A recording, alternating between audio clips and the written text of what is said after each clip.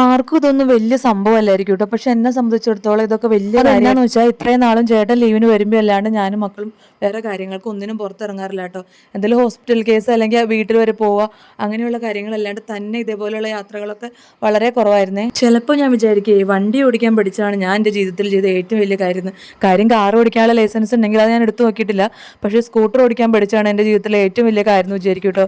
അല്ലെങ്കിൽ ഇപ്പം ഉണ്ടല്ലോ ചേട്ടൻ പറഞ്ഞേരം ഞാൻ എൻ്റെ മക്കളും വീട്ടിലിരുന്ന് മുരടിച്ചു പോയേനെ. എപ്പോഴും അങ്ങോട്ടും ഇങ്ങോട്ടും പോകുമ്പോൾ ഓട്ടോ വിളിച്ച് പോകേണ്ടി വരില്ലായിരുന്നു. പണ്ടത്തെ പോലെയല്ല, പുതിയ വീട് വന്നേ പിന്നെ ഇവിടെ തന്നെ ഇരിക്കണമെന്നേ തോന്നാറുള്ളൂ. എങ്ങോട്ടും പുറത്ത് പോകണമെന്ന് അധികം തോന്നാറില്ല. അതുകൊണ്ട് തന്നെ ഞങ്ങളിപ്പോൾ പുറത്തേക്കുള്ള യാത്രകൾ വളരെ കുറവാണ്. വെക്കേഷനായിട്ട് എങ്ങോട്ടും പോവാതെ പിള്ളേരിങ്ങനെ വീട്ടിലിരുന്ന് മടുക്കുന്നുണ്ട്. ഞാനിവിടെ നാട്ടിൽ വന്നേ പിന്നെ ഉണ്ടല്ലോ പിള്ളേരെയും കൊണ്ട് അങ്ങനെ ഒത്തിരി യാത്രകൾക്കൊന്നും പോയിട്ടില്ല കേട്ടോ ഒറ്റയ്ക്ക്. ഇപ്പൊ കുറച്ചായിട്ടാണ് അങ്ങനെ ഒറ്റയ്ക്കൊക്കെ പുറത്തിറങ്ങി പഠിച്ചു തുടങ്ങി. അതിനുള്ള മെയിൻ മോട്ടിവേഷൻ ചേട്ടൻ തന്നെയാ കേട്ടോ. പിന്നെ ഞങ്ങൾ അങ്ങനെ ഒരു യാത്രയ്ക്ക് ഇറങ്ങിയതാണ്, വേറെ എങ്ങോട്ടും പോയില്ല. ഭൂതത്താൻകെട്ട് പാർക്കിന്റെ അവിടം വരെ പോയുള്ളൂ. പാലത്തേക്കടയൊക്കെ നടന്ന് ഒന്ന് കറങ്ങിയിട്ട് പോകും. ഞങ്ങൾ പോയ സമയം അത്ര നല്ല അല്ലാത്തതുകൊണ്ട് നല്ല വെയിലായി. പക്ഷെ എന്ത് വെയിലാന്ന് പറഞ്ഞാലും പാർക്ക് നിറച്ച ആളുണ്ടായിരുന്നു.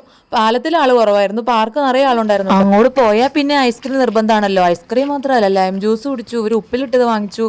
അങ്ങനെ കുറച്ചു പേരൊക്കെ കറങ്ങി വീട്ടിലെത്തിയപ്പോഴേക്കും 5:30 ആയിട്ടോ. ഈ ഒരു ദിവസം എനിക്കും എൻ്റെ മക്കൾക്കും എന്നും ഓർമ്മയിൽ സൂക്ഷിക്കാൻ പറ്റുന്ന ഒരു ദിവസമായിരുന്നു കേട്ടോ.